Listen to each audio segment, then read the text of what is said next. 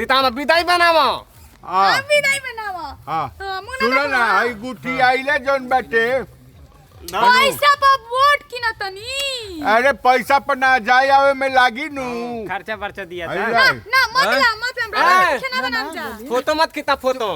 ला ना देखा मत ले देखी काहे का तनी देता नहीं आई फोटो जीता ताई जी काहे का तनी देता नहीं मुखिया जी वोट तनी बोली है में बोली काहे का हम ई पैसा इनका से उधारे ले ले रहनी है 6 महीना पहले आज हम आधार के ना हटे या अगले की पारी वोट कहती ओई खातिर नो ना का को वोट खातिर है हता नहीं पैसा अरे वोट के ना हो ई उधारे ले ले रहनी उहे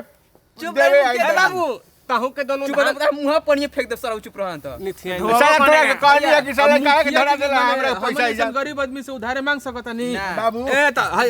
अब कैसा हाथी में चुनाव तीन कान है ए बाबू चुनाव तीन कान विदाई करे विदाई आगे चल गए अच्छा बाबू हेलो हाँ। हां ठीक बा चलते चल नु ई वाला वीडियोवा वायरल होई ठीक नु कल न्यूज में देख ले ना हम को पैसा ले ले रहनी तो हम जमा करनी है ना ना नु जमा कर चुनाव तीन कान चुनाव तीन कान हां हेउ धनवा देत लेते हेउ धनवा साला तो जिंदाबाद कौन सा ना रे जिंदाबाद मुखिया जी जिंदाबाद मुखिया जी जिंदाबाद मुखिया जी जिंदाबाद मुखिया जी जिंदाबाद क्यों बा हो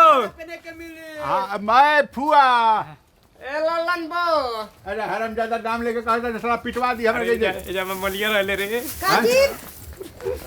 गुरुजी कुछ ना मुखिया जी जिंदाबाद मुखिया जी जिंदाबाद ए ए प्रधान जी ये है ललन बो हां ललन बो ये ना बोला तो काहे के बोली ना जी ए साला तोरे कहते साले तो जब बोले ना आवे तो साला बोलत काहे बात इंप्रेशन दे भाई इंप्रेशन शहर के नाम हटे तो लंदन को कहत लंदन बनाई कहत है तनी का दिक्कत बट लैंग्वेज में कहत है कि ललन वो हेलो हां अच्छा ए ठीक ऐसन बा कि हम अब की फिर चुनाव में खड़ा हो तनी हमरा के हां अरे आपके तो मना तनी भगवान से के एकदम हार जीती तो ठीक रहल हमरा के अरे ये तो ना तो हते अरे देखी प्रधान जी आ रौरे आदमिया से नु कहले रहनी के बाबूजी हई बनवा दी के तनी है जब बोंडरी घेरवा दिने दहाड़े घुस जाता